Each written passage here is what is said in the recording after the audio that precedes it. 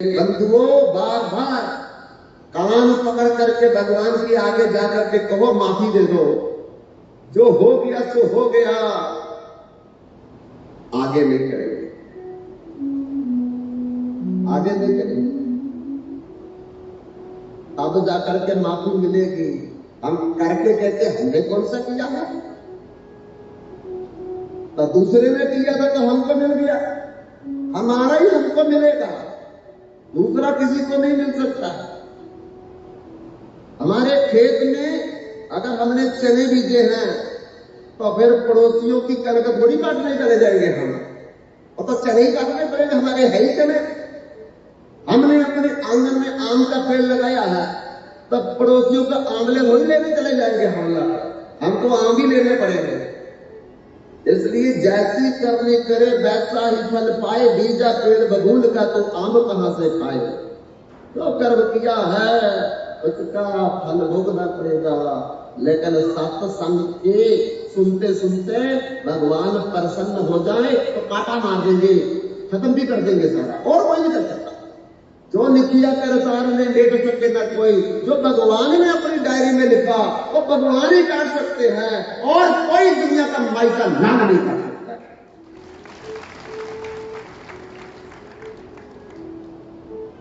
इसलिए बंधु आजामिल अब वैश्या के साथ हमेशा रहने लगा।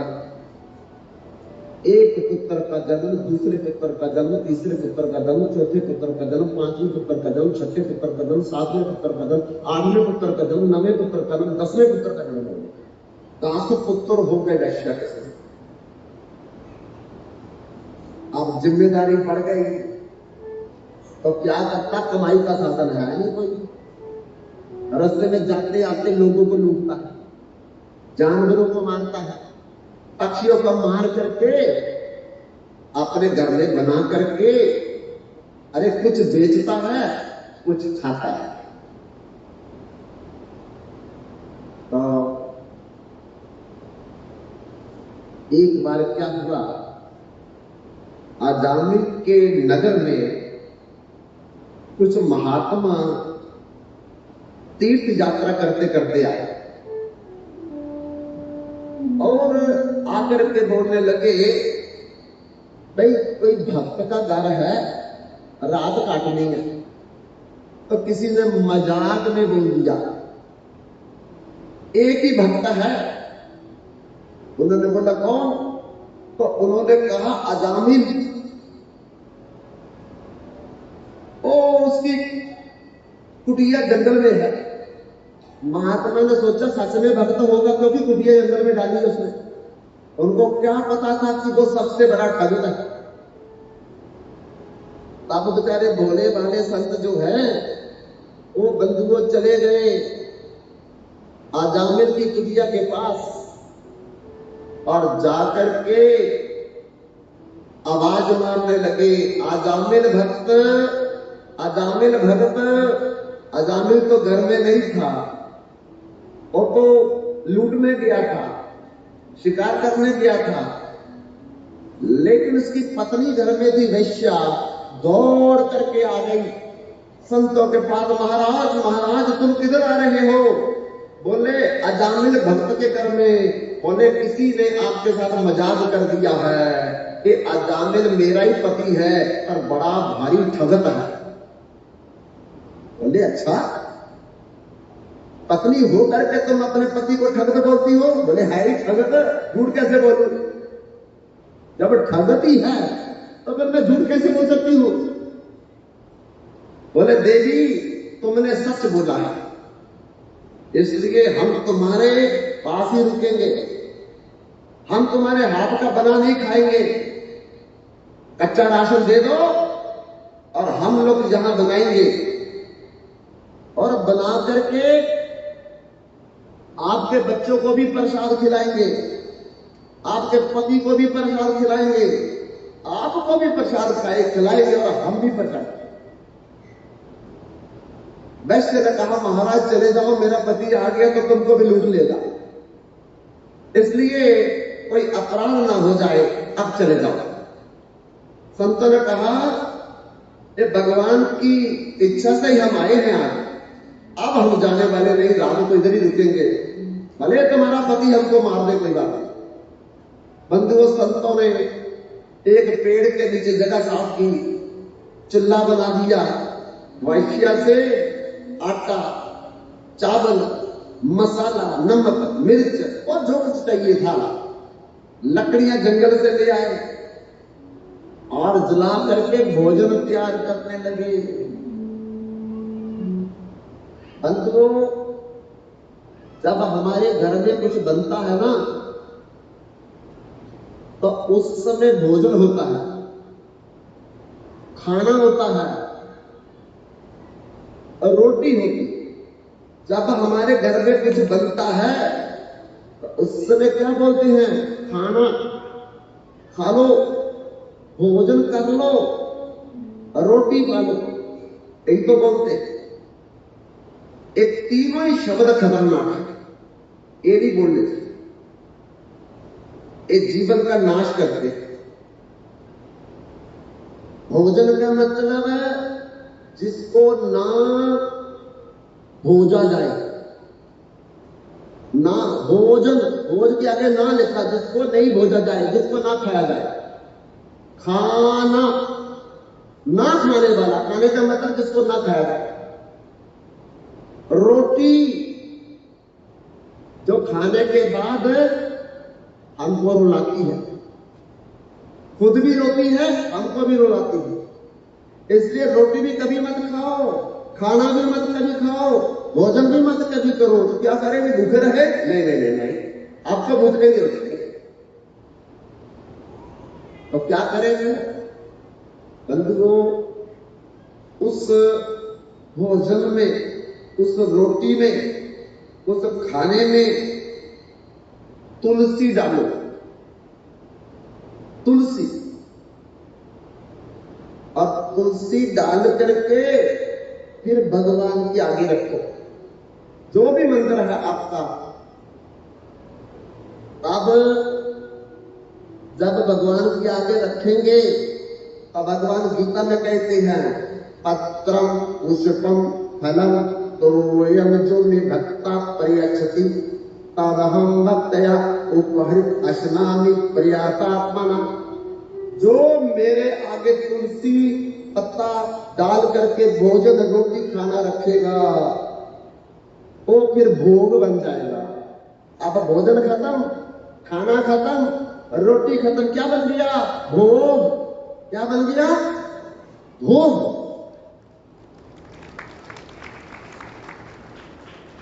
और जब वो भोग बन गया तो फिर भगवान कहते हैं, मैं इसको बड़े प्रेम से खा लेता। ऐसे नहीं खाएंगे, रोटी नहीं खाएंगे, खाना नहीं खाएंगे, समोसा, टिक्की, मोमो, मैगी, नूडल कुछ नहीं खाएंगे भगवान। जब उसमें हम तुलसी डाल देंगे, तो तुलसी जब डाल दी तो उस समय फिर बंधुओं वो भोग बन गया, और फिर उस भोग को भगवान खाते हैं। तो खाने के बाद क्या बन गया वो? अब भोग भी नहीं रहा, क्योंकि भोग तो भगवान को लगाया। बाद में क्या बचा? प्रसाद बचा है। अब प्रसाद खा सकते हैं। प्रसाद का मतलब होता है कृपा, भगवान की कृपा। प्रसाद खा सकते हैं। प्रसादे सर्व दुखानाम हानिर्वस्यो उपजायते। प्रसाद खाने वाले व्यक्ति के अंदर जितने रोग हैं वो सारे खत्म होने लगेंगे, आने वाले सारे बंद होने लगेंगे। ये प्रसाद की महिमा। अगर हमारे शरीर में कोई रोग है, इसका मतलब है हम भगवान को भोग लगा करके नहीं खाते। अगर खाते हैं तो तुलसी नहीं डालते। इसलिए बंधुओं, पश्चिम बंगाल में एक नवद्वीप धाम है, जहां 9 द्वीप है, और उस एक द्वीप में एक ब्राह्मणों की बस्ती थी, और उन ब्राह्मणों की बस्ती में एक जगन्नाथ मिश्र और सच्ची देवी मिश्र और उनके दो पुत्र थे, विश्वरूप और गोरंग। ये दो पुत्र थे उनके। छोटा वाला बड़ा शैतान, बड़ा वाला बड़ा शरीर। एक दिन उनके घर में एक ब्राह्मण आया और आकर के कहता, दीक्षा देखी। सची देवी भोजन लेकर के गई। उस ब्राह्मण ने कहा, देवी हम किसी के हाथ का बना नहीं खाते, अपने हाथ बना करके खाते। सची देवी ने कहा, ठीक है, हमारा सौभाग्य होगा, आज हमारे घर में रुक करके बना करके खा लो। ब्राह्मण ने कहा, बहुत अच्छा, मैं तुम्हारे घर में रहूंगा, अपने हाथ से बना करके खाऊंगा, भगवान को भोग लगाऊंगा। बंधुओं, उस ब्राह्मण ने सारा सामान ले लिया, चूल्हा ले लिया, चुमचा चोकला ले लिया, सब ले लिया।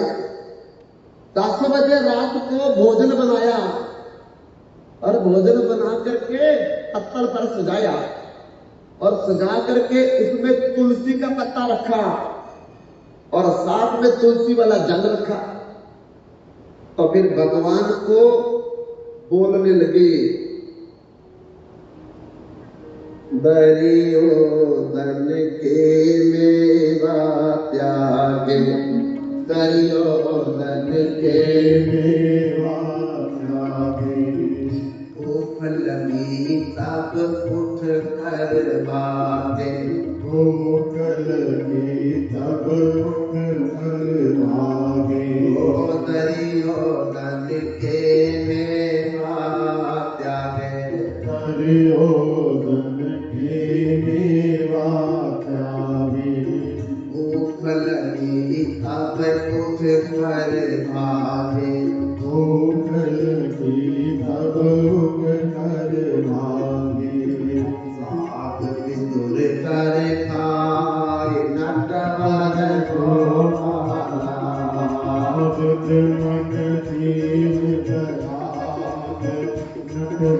गोपाला, बुध मन दीन दयाल नटवर गोपाला,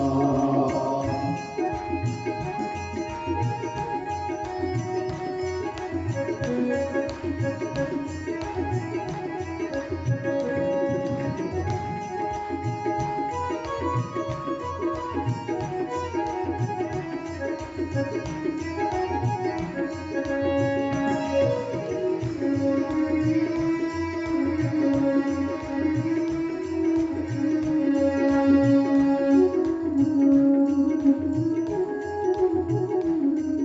दीन दयाल नटवर गोपाला। यशोदा के लस्सी गोपियों का माखन, लगाए नटवर गोपाला, मन दीन दयाल नटवर गोपाला। जब भगवान राम ने कुंभकर्ण को मार दिया और कुंभकर्ण की पत्नी का नाम था निद्रा देवी, तो भगवान के पास रोने लगे। भगवान ने पूछा, क्यों रो रही हो? आपने मेरे पति को मार दिया। भगवान कहने लगे, हमारा अवतार ही इसीलिए हुआ।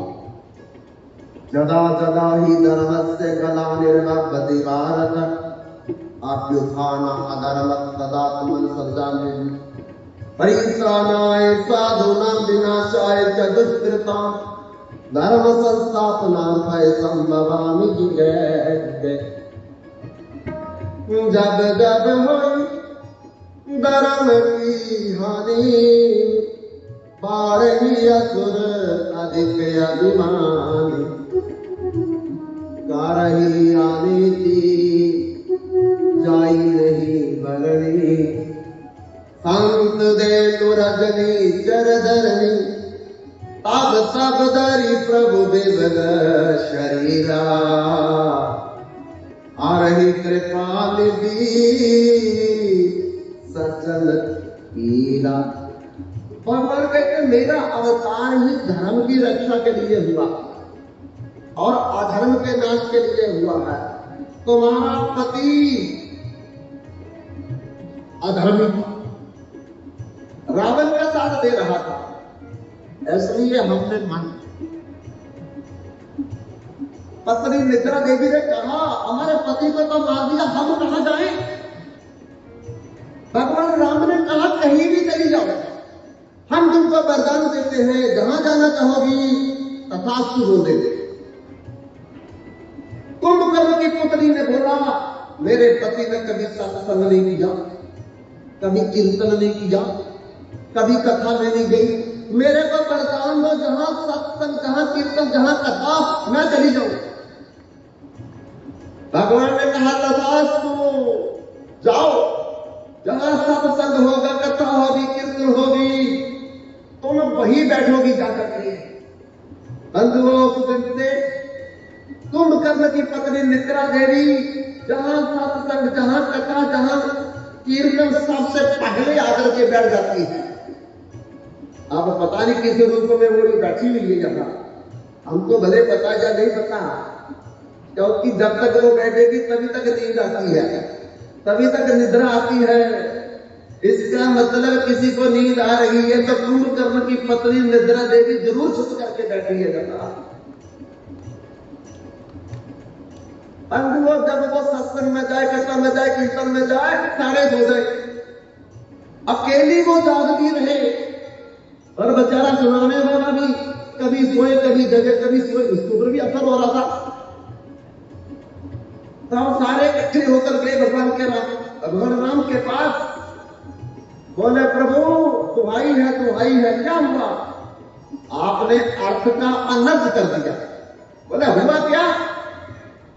आपने कुंभकर्ण की पत्नी को जो वरदान दिया है, बाकियों के लिए अभिशाप हो गया। बोले अरे मैंने तो अच्छा ही वरदान दिया, सत्संग सुनेगी, कथा सुनेगी, कीर्तन में बैठेगी। बोले वो तो बैठती है, वो तो सुनती है, बाकी हो जाते हैं। बोले क्या करें फिर? बोले उसको जल्दी बुलाओ, वरदान वापस ले लो।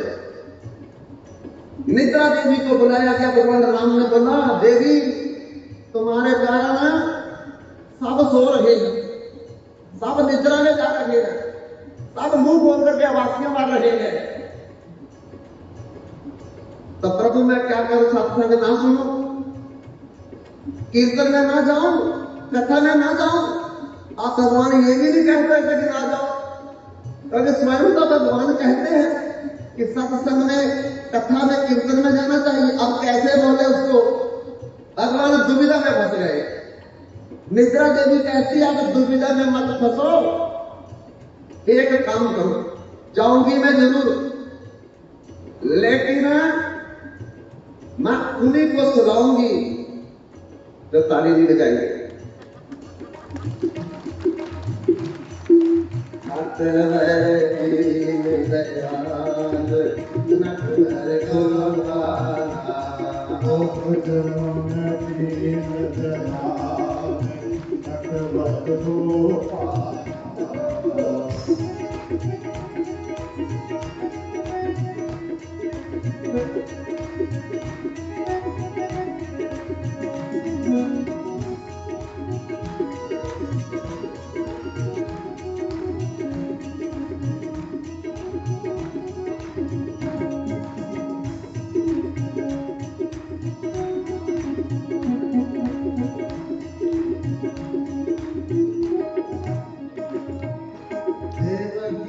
दूध कर्मा की खिचड़ी निवती का दूध कड़वा की खिचड़ी अन्न दी रोटी नंद की मिश्री अन्न की रोटी नंद की मिश्री हाथ हाथ भोग लगाए नंबर पद मन दीन दयाल नटवर गोपाल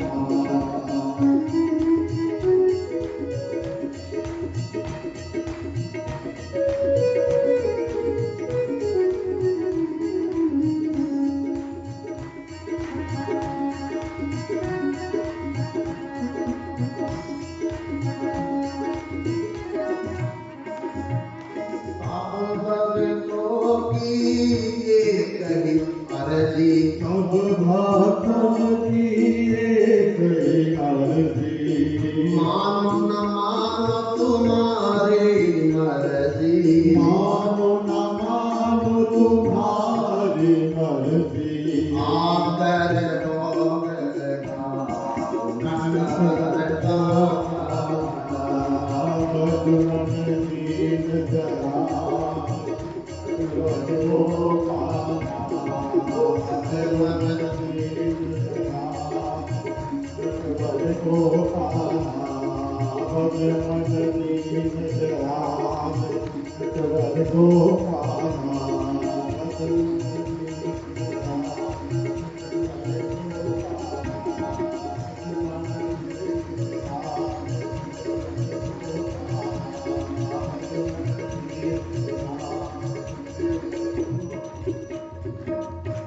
मन मन दीन दयाल नटवर गोपाला। बंधुओं, उस ब्राह्मण ने बनाए हुए भोजन में तुलसी का पत्ता रखा और फिर तुलसी वाला जल और भगवान को भोग लगाने लगे। मेरा मुझ में कुछ नहीं,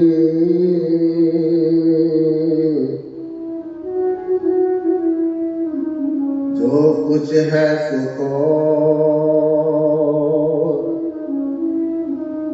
तेरा तुझको सौंप दिया,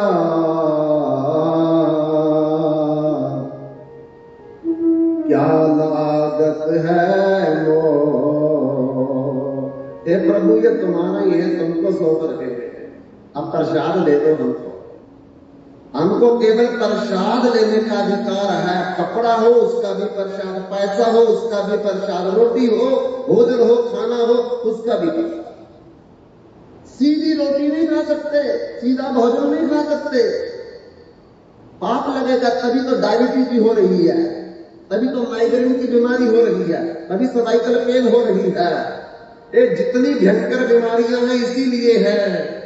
हम सीधा भोजन रोटी खाना खा रहे हैं, है भगवान का, खा हम रहे हैं इसलिए। और रोटी के अंदर, भोजन के अंदर, खाने के अंदर जितना पाप है वो पाप ही बीमारी रूप बन के हमारे अंदर पैदा हो रहा है। बंधुआ, जब किसान हल चलाता है, सुहागा चलाता है, कटाई, बिजाई, फंडाई, छटाई, पिसाई, उसमें कितने कीड़े मरते हैं पता? और जब मेरी बहनें बनाती है तो आग में कितने जीव जंतु जल करके भस्म हो जाते हैं। वो सारा पाप उस रोटी में है, उस सब्जी चावल में है, और जो खाएगा तो सारा पाप उसके अंदर जाएगा। इसलिए पहले भगवान को भोग लगाओ, आखिर पाप भगवान के पास चला जाएगा। लेकिन समर्थ को नहीं दोषु गुसाई रवि पापक सुर सर की ना। बंधुओं, गंगा में कितनी हड्डियां आज तक चली गई है, गंगा को पाप लगा नहीं लगा। सूर्य के सामने कितने लोग अपराध करते, पाप लगते हैं, लेकिन सूर्य भगवान को कभी पाप अपराध ने पकड़ा नहीं पकड़ा। ऐसे भगवान को भी कोई पाप, अपराध, अनाचार, बेविचार, दुराचार, भ्रष्टाचार भगवान को नहीं लगता है, लेकिन हमको तो लगता है ना। इसलिए भगवान को दे दो पहले, बाद में प्रसाद खाओ। और प्रसाद खाने वाले को क्या होता? प्रसादे सर्व दुख नाम हानिर्गस्यो सजायते। राम नाम की औषधि हरी नियत जो खाए दुख दरिद्र जापे नहीं, जन्म मरण मिट जाए। भगवान का जो प्रसाद खाता है उसका दुख दरिद्र सब खत्म और जन्म मरण का चक्कर भी खत्म हो जाता है। परंतु इसलिए बिना भोग लगाए कभी भी हमको कुछ नहीं खाना है। ढाबे में खाओ वहां भी भोग लगाओ, होटल में खाओ वहां भी भोग लगाओ, जहां भी खाए, लेकिन आंखें बंद करके तुलसी तुलसी तुलसी 3 बार बोल दो, भोग लग गया, खाओ प्रसाद। बस इतना ही बोलना है, तुलसी तुलसी तुलसी। नहीं तुलसी कोई बात नहीं, बोल दो, भगवान को भोग लग गया। अब मोमो नहीं रहा, प्रसाद हो गया। मैगी नूडल नहीं रहा, प्रसाद हो गया। टिक्की समोसा नहीं रहा, प्रसाद हो गया। दाल चावल नहीं रहे, हलवा पूरी चने नहीं रहे, वो प्रसाद हो गया। अब कोई पाप नहीं लगेगा, खाओ जितना मर्जी खाओ, 3 बार खाओ, 4 बार खाओ, 10 बार खाओ, कोई पाप नहीं लगेगा। इसलिए बंधुओं, जब तक भगवान को पहले भोग नहीं लगता है तब तक कोई भी खाएगा वो दोषी है, अपराधी है। लेकिन जब भगवान को भोग लग गया फिर हक हमारा हो गया, भगवान का हक खत्म, वो हमारी चीज है। इसलिए कोई भी चीज खाने से पहले भगवान को भोग जरूर। उस महापुरुष से ब्राह्मण ने भी भगवान को भोग लगाया और जैसे आंखें खोली तो सच्ची देवी और जगन्नाथ मिश्र का छोटा पुत्र गुरंग दोनों हाथ से उसकी पकड़ में खा रहा था। ब्राह्मणों ने जब देखा चिल्लाने लगा, अरे मेरा भोग नष्ट हो गया, भोग नष्ट हो गया। माता पिता बड़ा भाई दौड़े, वो बच्चे को डांटा और ब्राह्मण से कहा, एक छोटा बड़ा शैतान है, गलती हो गई, अब की बार इसको पकड़ के रखेंगे, द्वारा बनाना। उसने फिर दूसरी बार भोजन बनाया रात के 12 बजे। फिर जब भोग लगाया आंखें बंद करके तो आंखें खोली तो बच्चा फिर दोनों हाथ से खा रहा था। ब्राह्मण फिर चलाया, अरे दूसरी बार भी मेरा भोग नष्ट कर दिया इस बच्चे ने। अरे मां बाप ने उसको थप्पड़ लगा दिया। ब्राह्मण कहता है, मत मारो, आज लगता मेरे भाग्य में व्रत लिखा हुआ है, उपवास लिखा हुआ है, कोई बात नहीं, मैं भूखा सो जाऊंगा। सच्ची देवी और जगन्नाथ मिश्र जी ने कहा, अतिथि भूखा नहीं सोएगा, अगर अतिथि भूखा सोएगा उसका सारा पाप हमको लगेगा। इसलिए महाराज तीसरी बार बना लो, इस बच्चे को हम कमरे में कुंडा लगा के रखेंगे। अब बच्चे को कुंडा लगा करके रख लिया, अपने साथ सुला लिया। ब्राह्मण ने रात के 2:30 बजे भोजन बनाया और भोजन बना करके फिर भगवान के आगे भोग लगा करके आंखें खोल करके देखने लगे, पता नहीं बच्चा कहां से आ गया, द्वारा कुंडा खोल करके दोनों हाथ से फिर खा रहा। फिर ब्राह्मण चलाया, तीसरी बार भी इसने मेरा भोग नष्ट कर दिया। वो बालक कहता है, ब्राह्मण जोर जोर से क्यों तू रोना बोलता है? बोले, अरे तू बार बार झूठा कर देता है तो शोर नहीं डालूंगा तो क्या करूं? बोले, बार बार तू बुलाता, बार बार मैं आता हूं। अब तेरे को थोड़ी बुलाता हूं, मैं तो भगवान को बुलाता हूं। तेरे को थोड़ी बुलाता हूं, मैं तो भगवान को बुलाता हूं। बंधुओं, जैसे उस ब्राह्मण ने कहा मैं भगवान को बुलाता हूं, उस छोटे बच्चे ने 8 भुजा वाला रूप दिखा दिया उसको। ऐसा रूप भगवान ने आज तक अर्जुन को भी नहीं दिखाया, उद्धव को नहीं दिखाया, अरे ब्रह्मा को नहीं, शंकर को नहीं दिखाया। जो उस ब्राह्मण को दिखाया, 2 भुजा भगवान नारायण की, 2 भुजा भगवान राम की, 2 भुजा भगवान कृष्ण की और 2 भुजा अरे चैतन्य महाप्रभु की दिखाई उससे। ऐसा अष्टभुज रूप दिखा करके ब्राह्मण लेट गया चरणों में। हे मेरे प्रभु, मेरे को नहीं पता था कि आप भगवान है, मैं तो आपको डांट रहा था। बोले, कोई बात नहीं है, चिंता मत करो, तू मेरे जन्म जन्म का भक्त है। 7 युग में भी तू मेरा भक्त था, त्रेता युग में, द्वापर में तू मेरा भक्त था, अब कलयुग में तेरे को दर्शन मिल गया। अब मैं बहुत लीला करने वाला हूं, जहां किसी को बताना हमारे गूंगा हो जाएगा। इसलिए अपनी लीला किसी को बतानी नहीं चाहिए। थोड़ी सी लीला हमको कहीं अनुभव हो गया, सारी दुनिया में ढंडोरा फेर देते हैं, मेरे साथ वो अगली बार खत्म हो जाती।